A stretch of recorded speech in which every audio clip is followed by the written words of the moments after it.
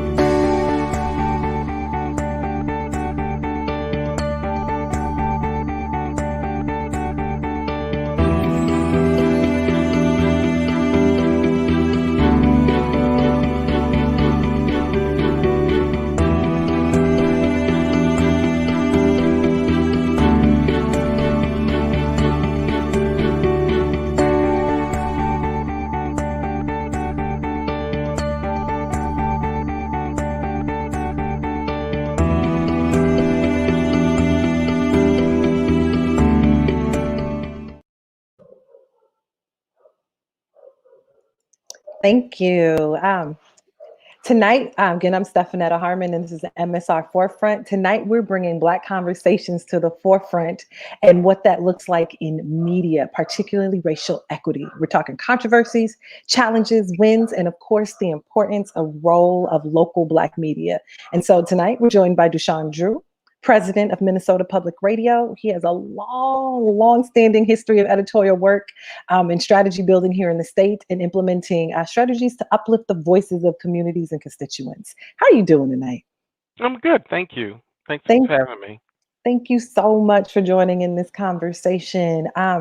You came to Minnesota Public Radio this, I want to say summer, but it's actually April, spring. So congratulations on this new role. And so before we get into the conversation, I just want to kind of let you introduce yourself to the audience, because we know MPR, right? But how do we know you? Sure thing. So I've been at MPR since the beginning of May, so a little over 7 months, and still getting my arms around pieces of the job, to be honest with you. I came to Minnesota in 1993 as a summer reporting intern at the Star Tribune. And I was in grad school at the time. That led to a job. So I started my career here at the Star Trib as a general assignment reporter, which is kind of everything and anything, whatever they need you to do, you do. So a wide range of things. Pivoted after a year into covering the Minneapolis public schools. And I'd actually got into journalism because I had an interest in covering education.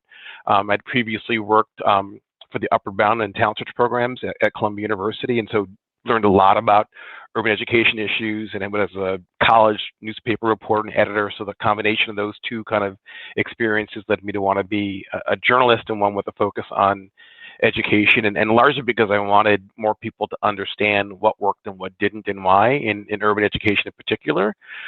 Did that for a few years, got stolen for a short time by the Dallas Morning News to be their lead education reporter, moved back to the Twin Cities, to the Star Trib, to be their lead K-12 reporter back in '99, and after reporting for a couple of years, moved into editing roles and into management. I spent 20 years at the Star Tribune in about 8 different jobs, not counting the internship. And my last role there I was the managing editor for operations, which included everything from hiring and recruiting for the newsroom, which was a key role in trying to diversify our staff and our coverage, to overseeing production and doing a lot of our community engagement work and handling most of the internal liaison roles with other pieces of the company, the dotted line to advertising and marketing, circulation, the printing plant in North Minneapolis, HR to some degree because of the recruitment role, and newsroom IT. So it was a real amalgam of things. I'm kind of rattling on about all those things because all those different kinds of hats that I was wearing simultaneously in that last job really helped prepare me for the job I've got now at MPR, where I'm responsible for so many different pieces of the business and of how we engage both internally and externally. Okay. And let's not forget that you're also making history right now. You're the first Black president of MPR, but you're also kind of like the first new voice since, I want to say, for the past 20 years. But if you take away interim VP McTaggart, we're even talking since the 80s. Like, you're literally the first new voice to helm Minnesota Public Radio. It's a special opportunity, and I've been here, for more than 25 years and listening to MPR all that time. So it's the real. It brings me great joy to have this opportunity to help reshape what this place is and what it means to the region, and to deepen connections across the community in ways that are going to, I think, strengthen us as a company, make us more relevant, but also make us, I think, of greater value to the region. Okay, awesome. So is it what you expected, for 25 years being in Minnesota and watching it from the outside looking in? Now you're on the inside, delving in 7 months. Is it what you expected? Are your Much goals? of it is. Okay. Much of it is. Yeah, I mean, it's one of those things. I'm kind of saying it that way because, I'm working virtual. I'm actually physically in my office right now. I come in a couple times a week typically, but this building, which usually has 400 people in it, in a typical day has fewer than 30 people coming in and out of it. Wow. So I haven't had the normal experience yet, right? Because of COVID-19, most of our staff are working remotely. And so in that regard, it's very different than I imagine it would be when I first applied for the job. By the time I got the job, by the time I knew I was going to be in this chair, COVID had come. Most of us were working remotely. So this part I understood as I took it was going to be different. But when I first envisioned being in this role, it was certainly a little different in that regard.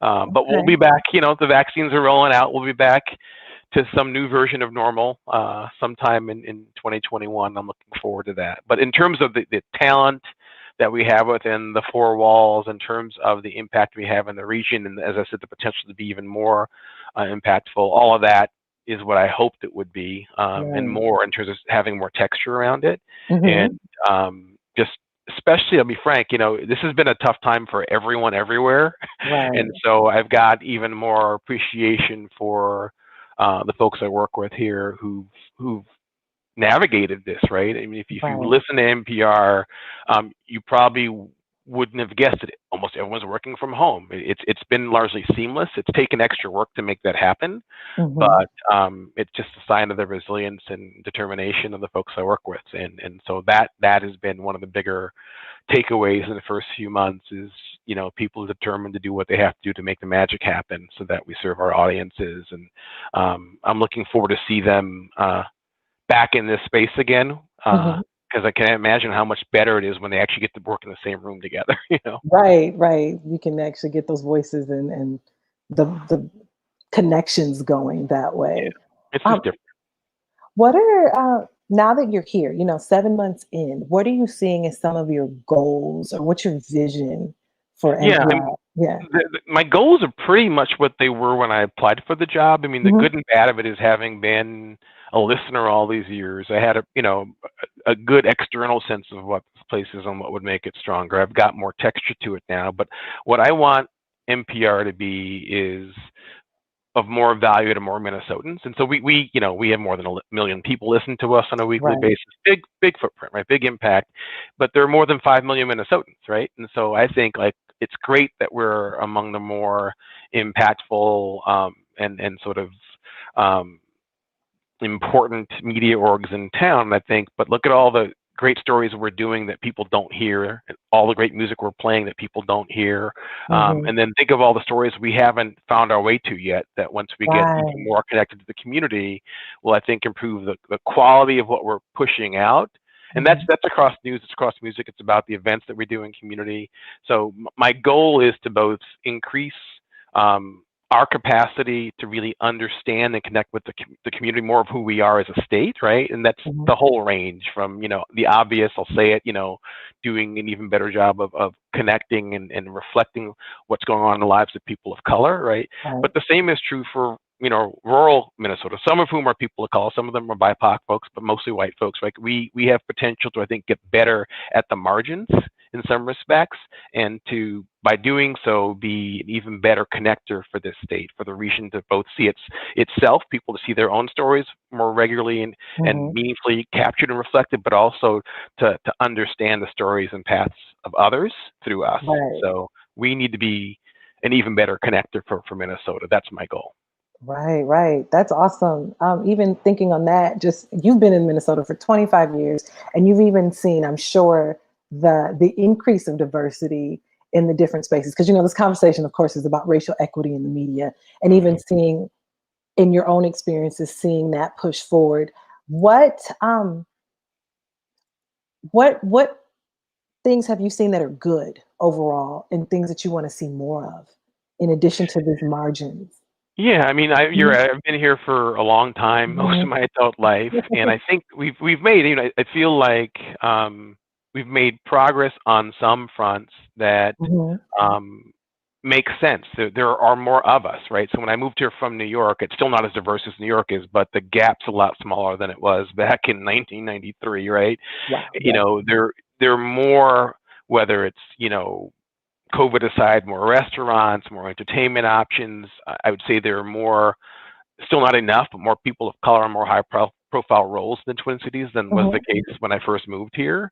We have still quite a bit of work to do on that front, but I just feel like we're more visible and we've got a bit more juice as a community than we had when I first moved here. I also think, to be frank, that while we've got more work to do on this front, there are a lot more white folks here who are used to engaging with people of color and who have meaningful friendships with people of color compared to 25 years ago. This is a place that, is so much more diverse now than it was then, that, a lot more people now have grown up with the opportunity to have relationships that cross those differences, right? And so it's understandable why things were the way they were when I moved here, but it's really awesome that I think we look more like the rest of the country, and I think we have more relationships that help us better understand the range of realities and deepen our appreciation for the range of realities across not just this community, but what this country actually is. That's so true. I know when I was first moved to Minnesota in the 90s, that was the thing, that I was one of the few and one of the only people that, the connection with, like, what you have braids and you're Black and you're of African descent. We're confused. And now we don't know what to make of you. You're just a whole anomaly coming from where? And so now you have this connection and the ability, not just connection, but the exposure to more. Right. And then, social media also just is widen that exposure. And I want to say this. I want to commend MPR, first of all, because I know in the midst of pandemic and civil unrest, there was this whole pull up or shut up movement, right? In terms of what diversity is looking like in different spaces. I know I primarily work in the beauty realm, and that was big. But then we took it to the newsrooms and to the organizations that are vying for our dollars. And, NPR pulled up and was like, all right, with some really good receipts in terms of, 25%, BIPOC, 55% women of color in the space. But I also do know that it's one thing to have a diverse room of people, and it's another thing to, actually include and represent them in those conversations and the decisions, and just have representation with the diversity in their voices. And I know NPR, we're gonna touch on some ugly, because we have some good and we have some ugly too. Because I know folks are like, wait, you about to talk to who about what? And I'm just like, yes, we are talking racial equity in the media, and we're talking with Minnesota Public Radio, and we're talking with you, Duchesne. And I know a couple months ago, there were some concerns related to this very conversation in terms of the recent firing of one of your stations, well, actually your only Black classical host. And I don't know what legally can you share about that? What can we like talk Yeah, about? yeah. Okay. I can be straight up with that. So Garrett McQueen was our only African American host on our classical music station, Right. and he's incredibly talented. But Garrett didn't want to do the job we needed done, to be frank. And I think if he were on, he would probably say that's largely true.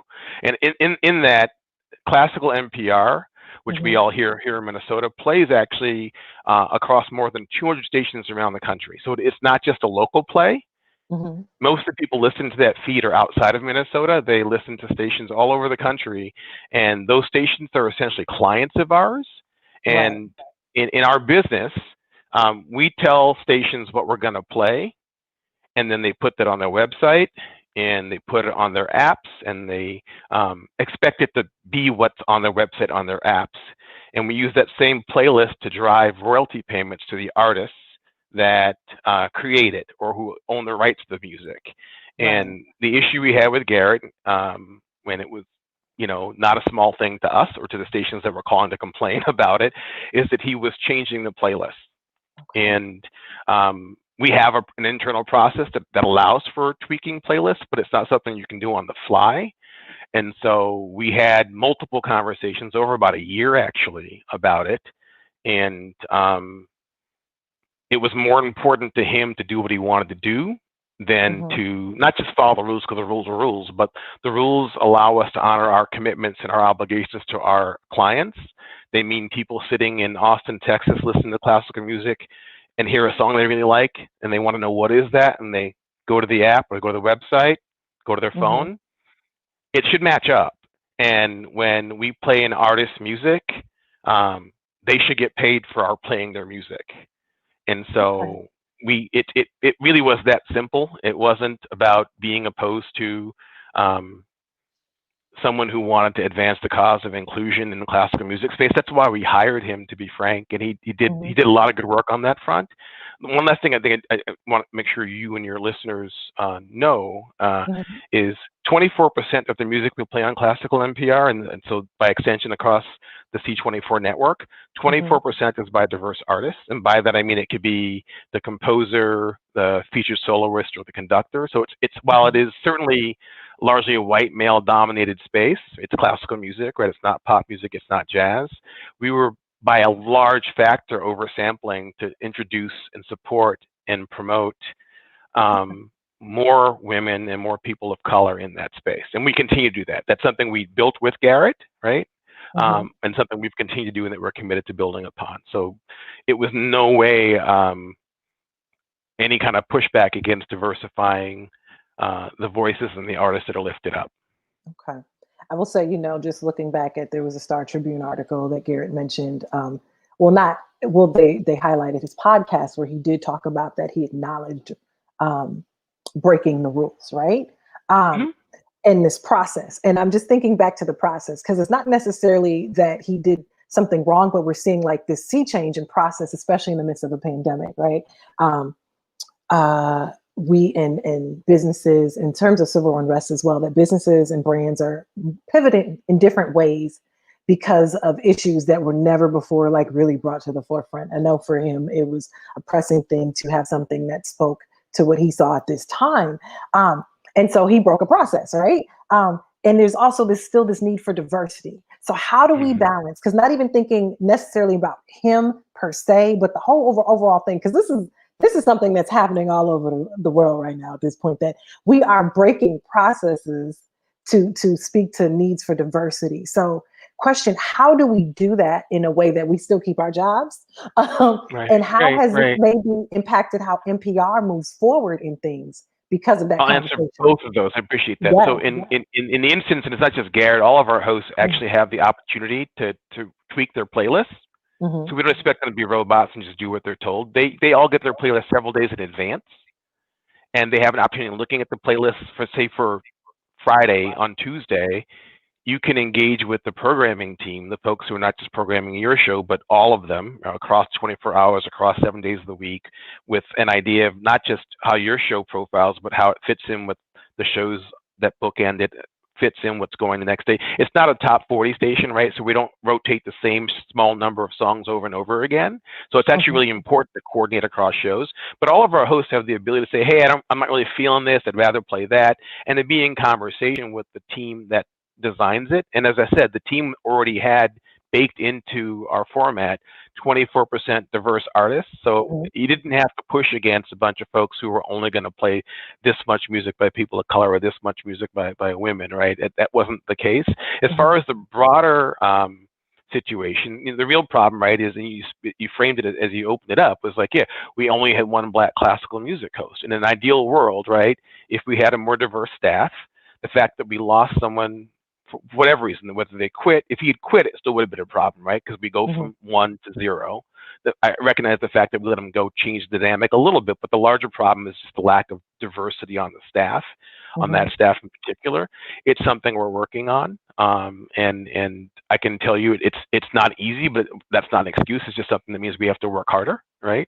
And it takes time. We're making all kinds of investments in both growing the catalog of music by people of color that's available for us to play, which is another dimension of this. Is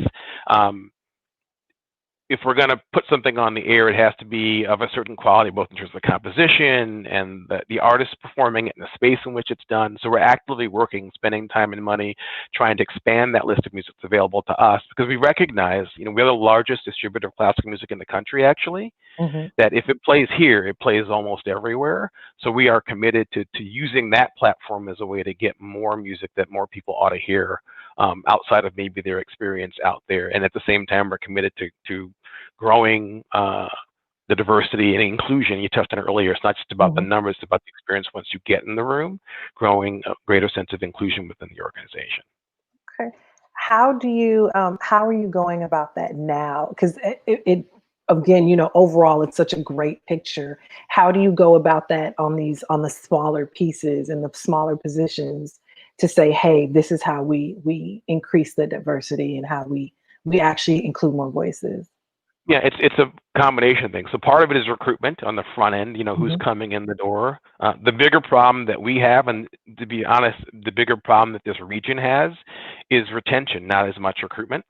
So the Twin Cities does a better job than many markets in terms of recruiting diverse talent. I'm an example, moving here from Chicago, and we usually started off in New York, you know, some years ago. The problem is not enough of a stick over time. And so there are a variety of reasons for that, but I think the biggest part is whether organizations are really interested in having us show up as three-dimensional people and giving us the freedom to be ourselves, and to contribute in ways that are authentic for who we are. And I recognize that can seem like juxtaposition to, you know, what we do with Garrett. I just want to say once again, he had a big impact on our listeners and on in very positive ways internally about helping us move from whatever it was, 15% to 20% to 24%. So I want to give him his due on that and stress that that's an important part of, I think, how you succeed with us when you bring us into an organization, is really give us the ability to help shape and change what the place is. I think we need more of that, generally speaking. There are guardrails. I've spoken to some of ours already, right? But I think it is that inclusion piece isn't just, you know, now that you're here, act like all the white folks who are, you know, the majority of folks in the room. It's like, now that you're here, how do we help you both be your best self and help us be better because you're in this space? It doesn't happen overnight. It's intentional, hard at times, and it has to be ongoing work. We've done work to some degree in fits and starts over the years as it relates to becoming more culturally fluent organization, right? And we're back at it again.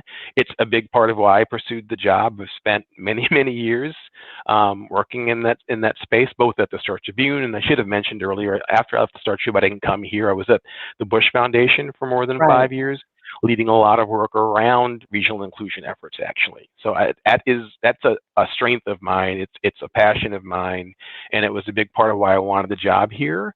And so we're getting after it, and it doesn't happen overnight, but the wheels are turning, and you know, there are a lot of good things happening every day on the air already. and there's more coming. And this, once we can get back to in-person events, I think folks will experience it differently. But we're doing virtual events already that are very much focused on getting voices that don't get enough airtime, don't get enough exposure across the entire state, you know, in the mix, so that we're doing a better job of capturing and reflecting more of who we are as a community, as a region.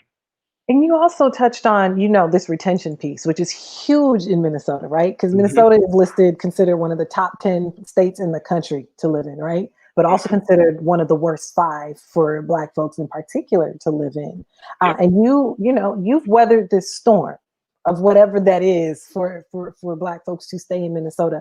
What are some of the things that you're seeing that, put it this way, we're not always represented, right? We don't see ourselves always represented. So how has your impact, or how does that impact your vision for storytelling through MPR and then the work that you're doing?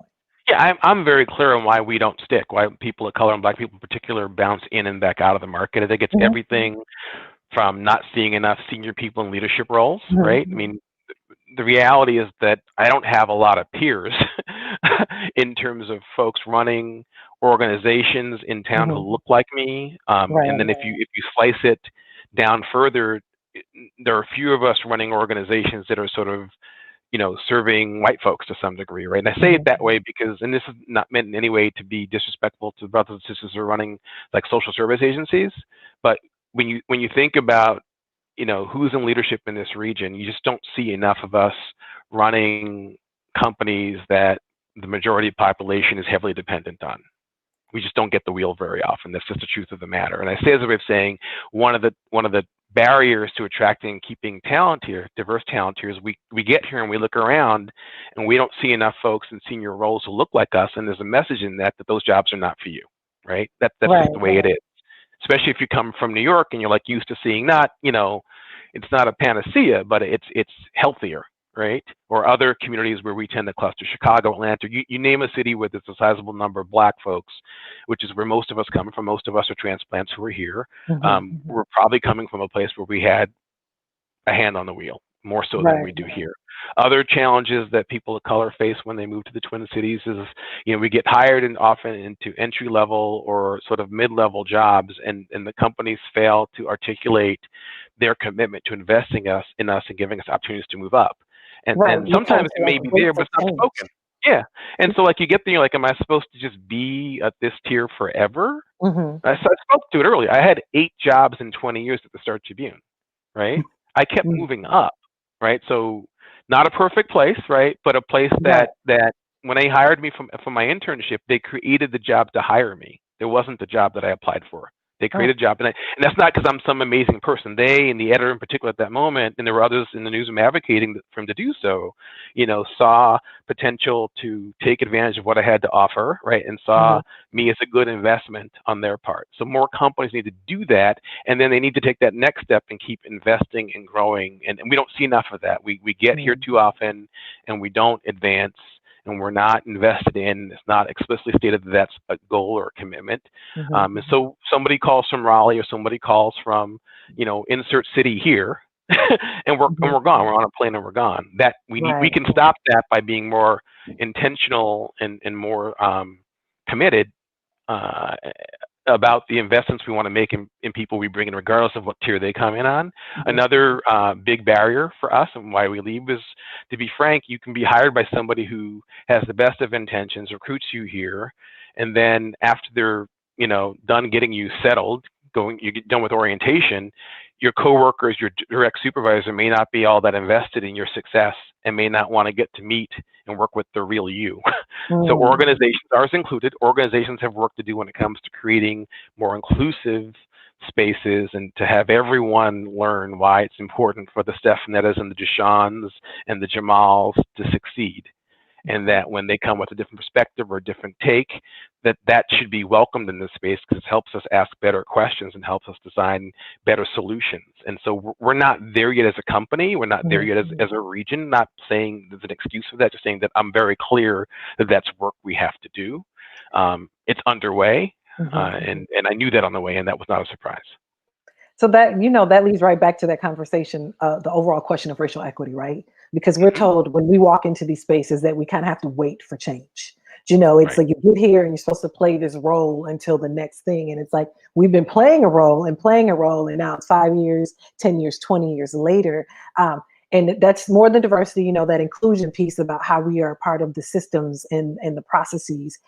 What does that look like? What does racial equity look like for MPR? Like, what's that ideal goal? Yeah, I mean, a lot is in that, right? So some of it I've spoken to. Some of it is recruiting, and that's underway, and we're not going to land every candidate we go after, but we're aggressively pursuing more diverse folks as part of the process of becoming who we want to be.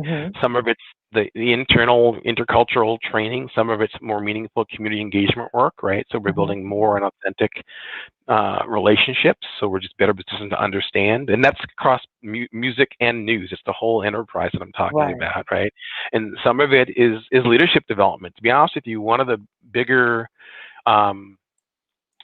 you asked what was surprising to me. I would say one of the bigger insights I've gained is that we need to invest more deeply in leadership development. So we have, you know, I spoke to in a weird way earlier. I said, you know, somebody hires you and they get back to their job. You may or may not have a supervisor who's as skilled as they ought to be, if they're gonna, not just from a diversity standpoint, though that's part of it, if they're gonna run a team or a department as effectively as they should. So one of the big investments we're doubling down on is just leadership development right now. I think that's, along with the DEI work, really critical to creating a healthier culture, one where more people really feel seen and valued and supported and held accountable in constructive ways, and in ways that are consistent across the org, right? So you feel like you're being treated fairly, right? So it takes it from like a buzzword to actual part of the culture. Because, you know, D&I, diversity inclusion, is still buzzwordy, right? It's buzzwordy. It's buzzwordy, but the truth is like, we all only walk our own path. And so, you know, many people, they've been in the lanes that are about this wide, and we need to get more people of various stripes, right? To understand that this is their lane, but there are other equally valid lanes that other people have come up on, and that we need to figure out how to move across those lanes at times to create. We're in a creative enterprise here, right? We're not making widgets, and so we're going to be better. We're going to be a lot better when we get better at creating space for more perspectives, and we do it in many ways very well right now. So I can just say that there's another level. As much as many people love us, there's another level that we're going to get to when we get even better at that work. Okay. Let's come here. I know that now you're here and we're talking, and there's a relationship now that is budding and developing between MPR and the MSR. What does that partnership look like to you? Like, what would a successful partnership with the Minnesota Spokesman Recorder look like? Lots of things in that. So, you know, I've been in town for, as I said, you know, 25 years more. I've been in one way or another associated because of my journalism background with the Spokesman Recorder, with Tracy and others at the Spokesman Recorder. And so my goal is that we're doing programming together at times. My goal is that, you know, there's stuff that Spokesman Recorder is producing that we're getting in front of our audience, and vice versa. We're here to serve the region. And I said this already, but I mean, I want to help Minnesota see Minnesota more clearly, right? And so a lot of the work that the Spokesman Recorder does is right in line with the stories that I think need greater exposure. And I think a lot of the work that MPR does is of value to Spokesman Recorder's readers as well. And so I think partnerships and a commitment to help the region sort of understand what it is and what it's becoming is just so important, because we're really different now than we were 25 years ago. And 25 years from now, another big game-changing shift. And so I think we both of our organizations have the ability to help Minnesota not just like navigate and survive this change, but to actually lean into it and learn how to make the most of the change. This is a huge opportunity for us if we approach it with the right energy, right spirit. That's awesome. Thinking just even that, like, you know, Black newspapers, Spokesman, and several other within the state, you know, they're literally the voices of the community. They tell the stories that the mainstream media often ignores, break news that impacts our well-being and public health. And then of course, like even in the midst of COVID-19, are serving sometimes as the primary source of information and resources on how we navigate through this pandemic, right? And so with you coming into a partnership, how do you see maybe even impacting the other challenges that Black media tend to face a lot of in terms of like, economic resources, staffing, even like digital, how we approach digital and social media? Will there be some synergy, some new things created? Like, what do you see? I hope so. I hope there's room for co-creation. I hope that, through the partnership, more people who aren't currently reading the spokesman recorder get exposed to it and decide that they're going to rely on it and support it in a variety of ways. And we do, it's as I was saying, like, we cover the spectrum. If you think about, Maya Burrell was just released from prison, right? That story was broken by American public media and the Associated Press back in January, right? And I bring it up as an example, like we're in that space, and we will continue to stay in. That's basically another division of our company, right? And so I think we are and will continue to do stories that I think are dead center for the Black community in Minnesota and others. And at the same time, certainly that's day in, day out bread and butter for the spokesman recorder. I want to hold that up and make sure that more of our audiences are aware of the good work that they're doing. Okay. I just want to say really quickly, whoever is tuning in right now, thank you so much for our new listeners and viewers. We are Minnesota Spokesman Recorder with the Forefront, and we have President of Minnesota Public Radio, Duchesne Drew, talking to us about racial equity in media. So please, if you have any questions, drop them in the comments. We definitely want to get your perspective shared and, be able to share your voice and thoughts and concerns on what that looks like for the stories that are being told and communicated to you.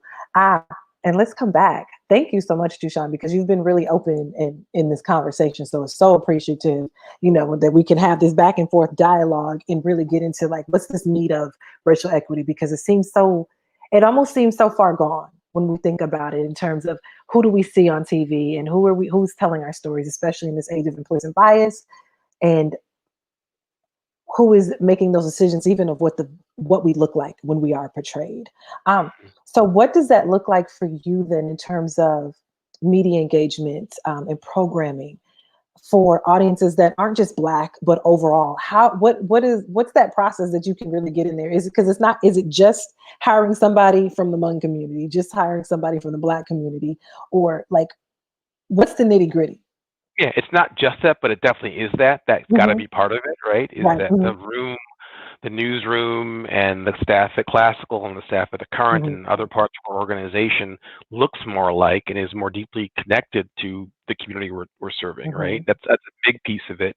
And then the other piece, as I said, but it's worth repeating, is like making sure that once we get them in the room, we help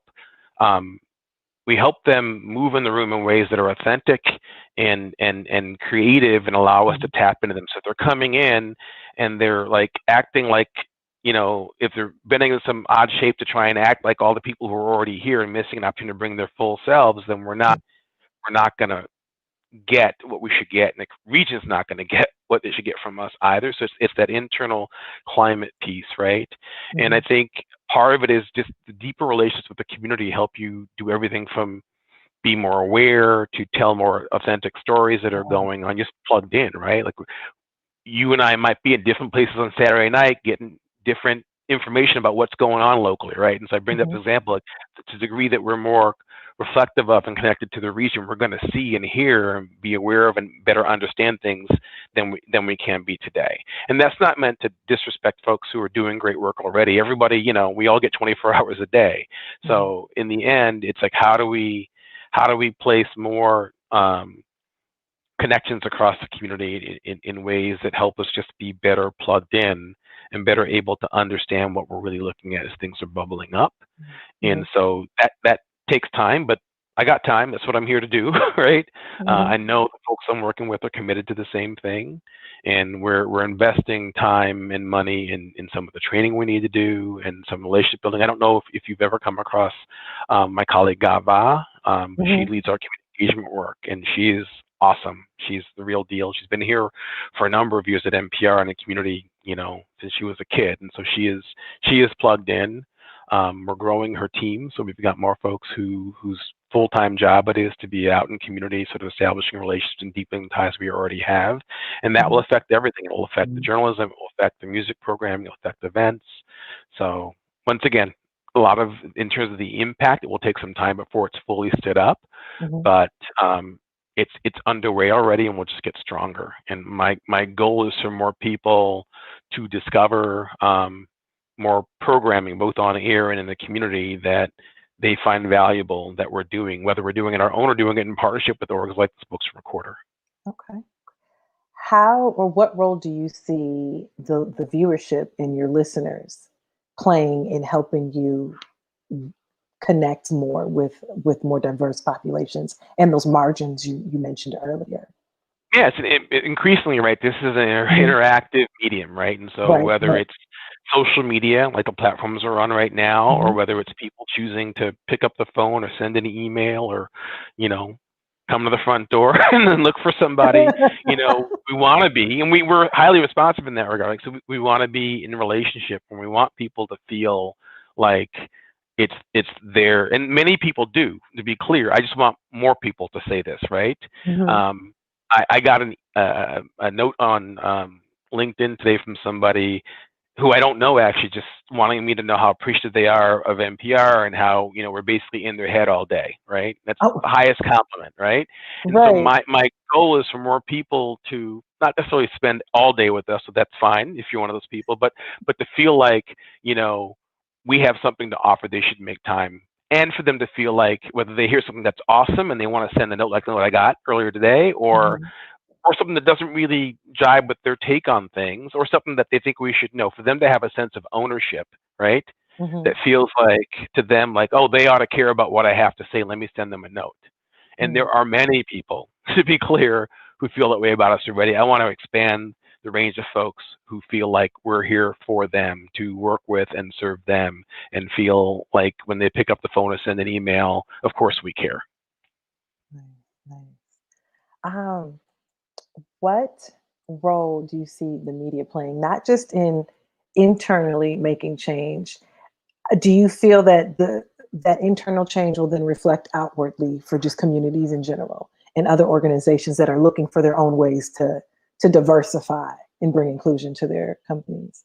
I hope so. I mean, I think we need to make internal change for the good of the region to be more effective. There's that version of it, right? Like there are things, there are stories, and there are ideas that we don't see based on who we are today, right? And that's everything from the demographic composition to like how do we move in the world and how do we process the world around us. Making those changes will strengthen us on so many fronts. But I also think that the story of this transformation that we're going to go through, and it's underway, not calling any victories yet, but just saying it's not something we're going to get to one of these days. It's begun. I think will be a good model for other organizations that are trying to figure out how to truly be more diverse and truly be more inclusive, and how to harness the creativity that's going untapped right now to design, you know, whatever it is they need to be 5 years from now, 10 years from now. Like that's for me what I get excited about is this sense of what we can be and will be in a few short years when we lace more of these pieces together. And I certainly hope it will be an example for other organizations that recognize they need to make that turn but aren't quite there yet. Okay. Now, I know, you know, pandemic has everyone siloed, and, you know, you mentioned only 30 people in your office right now. What are some tangibles? Are there any tangibles at this moment that you've already been able to implement or at least start moving forward in this work that you're looking at? I know you talked about leadership roles and being able to do some education and training there. Is there something else very tangible that we can share with our audience? And internally, we've added programming. We're doing a monthly show called In Focus that we take one topic, so it's one changing topic each month, right? And we go deep on it, and it's specifically designed to focus on some disparity here in Minnesota between people of color and white folks. So we've done education, healthcare, housing. There's a bunch to come still, right?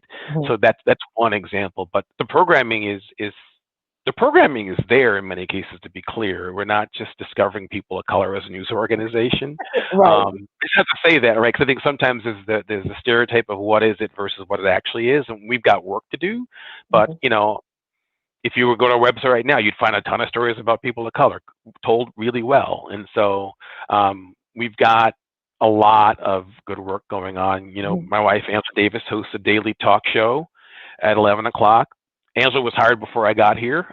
She was specifically hired to bring new voices into the mix, right? To Mhm. focus on Right. topics and people who often don't get airtime on an MPR. And that's not to say that they were never there before, but that's her charge. Like if you look at like a month worth of Angela Davis shows, you will see a ton of people of color. You'll see them on the Carrie Miller show, Kathy Werzer in the morning, Tom Cranny in the afternoon, but Angela's show is very much about connecting with and holding up new voices. And she's been there for more than 2 years, right? So it's Mhm. part of the process. The same is true for, let's be really clear, our white hosts are doing that too, Mhm. but it's not as dead center for them in their roles as it is for her.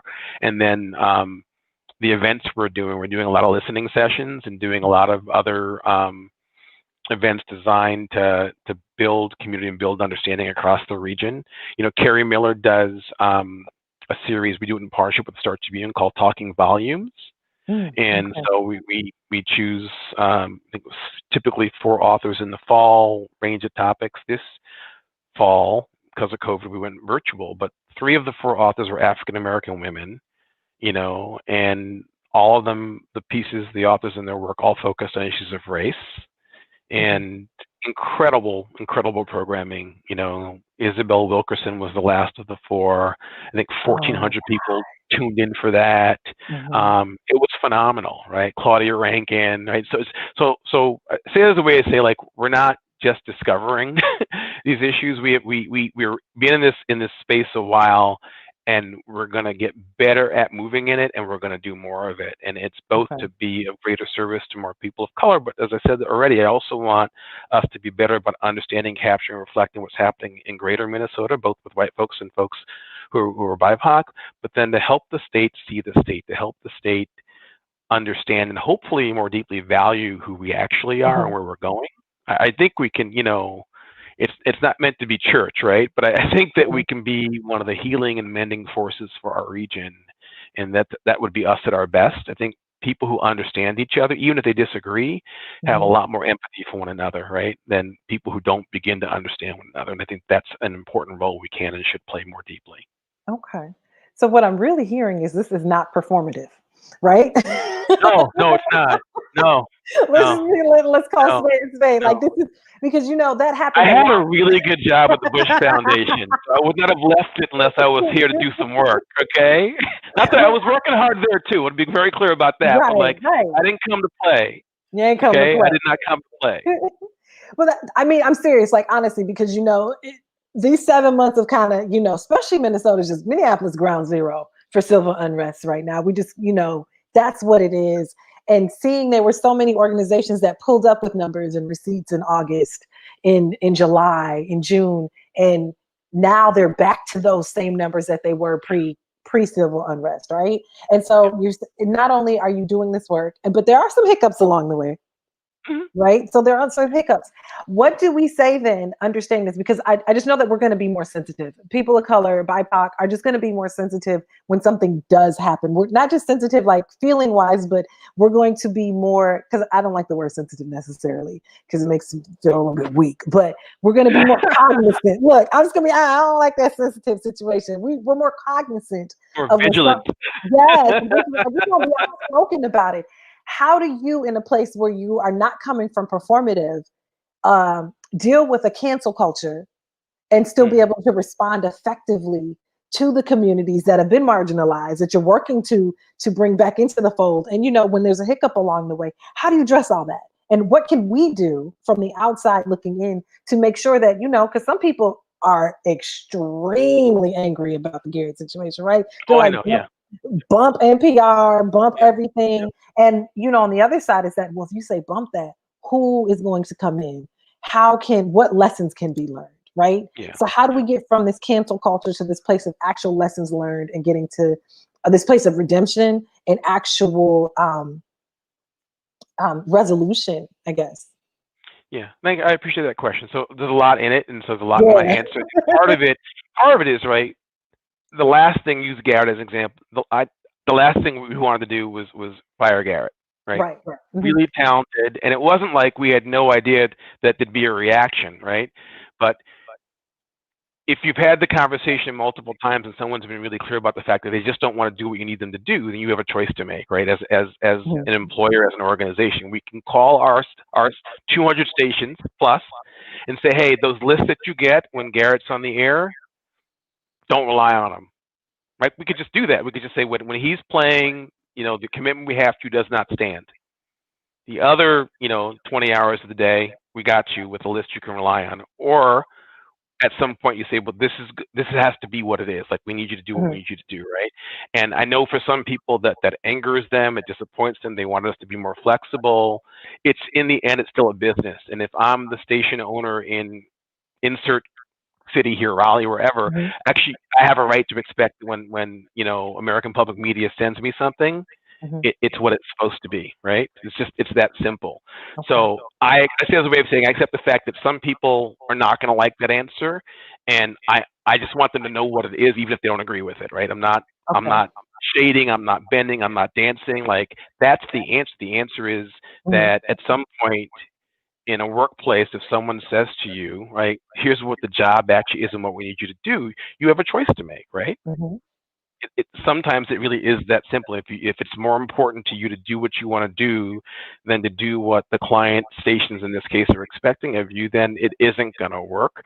It's not a way of saying we don't value diversity. It's not a way of saying that some other talented, person of color in that role wouldn't have been like, okay, well then I'll make the changes in advance, right?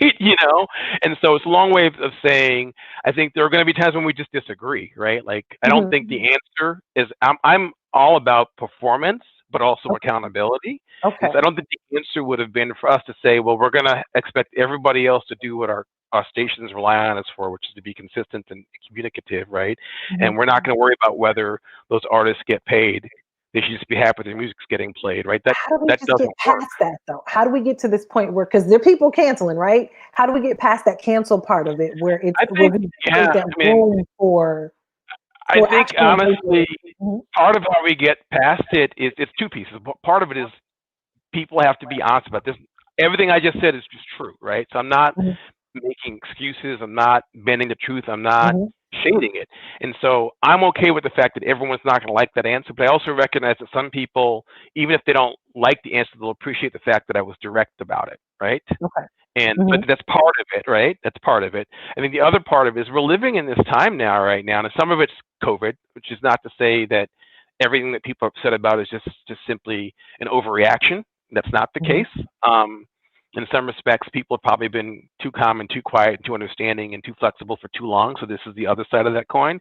But I do think some of what we're experiencing will relax in time as we get back to some new version of normal, because everyone's so stressed and frayed right now, or so many people are, right? That I think there's just not a lot of cushion. There's not a lot of grace. And even, the difference between having an argument or disagreeing with someone face to face, physically in the same room where you can exchange body language fully and all that, it's a different dynamic on a screen, right? And so I hope part of what helps us get beyond this stage is when we're actually physically in spaces together. I know that there are a lot of workplaces that are just under a whole different kind of stress than they were 10 months ago, 11 months ago, because everybody is in 150 different living rooms, and that's a piece of it. But I think a lot of the cancel culture stuff right now is both. It's a combination of many things. I think people at times just want to take a stand and do the right thing, and I think that's as an initial step a great thing. But they often aren't going all the way to get all the information.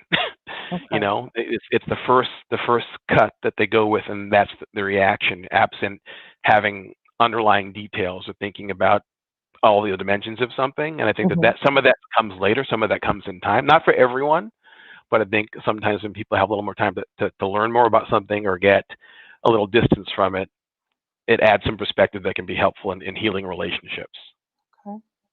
Um, given that if we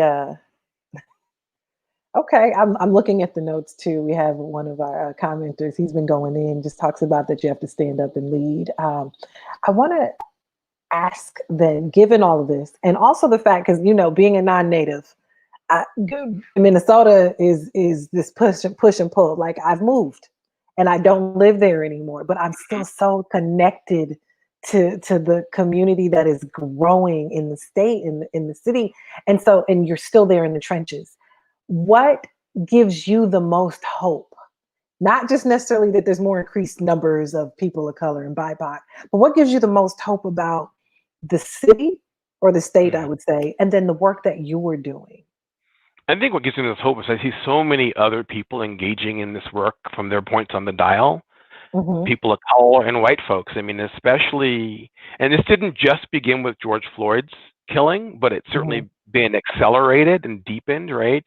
That people who are, but it's everything. It's everything from, I said, having more people of color and more positions of influence and power that can drive decisions and make things happen more so than 20, 25 years ago, and then more white folks in positions of power who get it, at least get more of it, and are trying to better understand these issues. They can lead differently so they can be part of the answer. So we don't have it all figured out, but I feel like I'm in so many different spaces where there's more than just people running their mouths, but actually leaning in and coming up with solutions that will change the reality on the ground for people. And it was happening before May 25th. It's clearly accelerated. And what I see happening is that these conversations are forming and these commitments are forming in ways that will be lasting, that people are talking about, well, what do we want this place to be in 2030 and how do we build toward that? People are talking about what structural change can we make within our organizations that will help us to be better when it comes to intercultural competence and fluency. People are talking about, spending time and money on things that will make them healthier spaces for all of us to work in, to live in, to play in. And I think that there will be a greater sense of what's possible, why it matters, and on some level holding one another accountable for not just running our mouths about it, but delivering on it. Okay, going from talk to action. Yeah. Wow. This has been a good conversation. I'm just going to say thank you, Duchesne, for this conversation and being able to really hone in on the pieces when we talk about racial equity in media, because I know folks are like, what does that mean? Y'all just going to put more people in space? So being able to give like real tangible points. Before we go, though, a question that I would have for you, for the viewers is, what can they do? What's the one thing? What's the one action or takeaway? So we've watched this hour conversation. We got in on some good pieces. How are we empowered when we turn this off? Well, as it relates to NPR, I mean, I'd say write with ideas of things that we should be doing more of, less of, better. Drew, DTREW at MPR.org. I'll get it to the right person's hands, right? Engage with us. I mean, that's part of it, right? So recognize that your voice matters, your perspectives matter. If you like something, say that. If you hate something, say that. If you have an idea of something we ought to do, say that, right? So that's part of it. So as I said, I spent 20 years at the Start to Be, and I've been here for 7 going on 8 months. There are a number of people who feel ownership of those two organizations. They don't hesitate to pick up a phone to send, and that's not a bad thing. I'm not being critical of them. We need them, right? So that I just want everyone to feel that same sense of ownership. I want everyone to feel that if they were to fire off an email or pick up a phone or, find their way, it could be on social media as well, to engage, that we would care. So that's part of it, because I think it helps us both understand what people appreciate and what they don't like so much, but also story ideas for events we could do, ideas for programming we should look into. What would you like us to be? And I think that's true of other media in town as well, to have this sense of be optimistic and assume they care, and then reach out with ideas about what would make them better, make them more meaningful to you. That would go a long way, I think, toward getting the media that we want. Awesome. Well, thank you so much, Duchesne. Again, thank you all for tuning in to the MSR Forefront. This has been an amazing conversation with Duchesne Drew, president of Minnesota Public Radio, and really just being able to get in on what racial equity means and the roles that we play and all the pieces. Because, it's controversy, challenges, and there's still hope in community. So thank you so much, again, to our sponsors as well, the Minneapolis Foundation and Minnesota Public Radio. Thank you. Thank you. The conversations we need to be having are just that, conversations. Unscripted. Two-way. More ways. Dialogue can heal the divisions. Listening, asking, to make sense of it all. That's what reporting is. That's what healing is. That's why we're putting more public in our radio. MPR News, discovering what matters, together.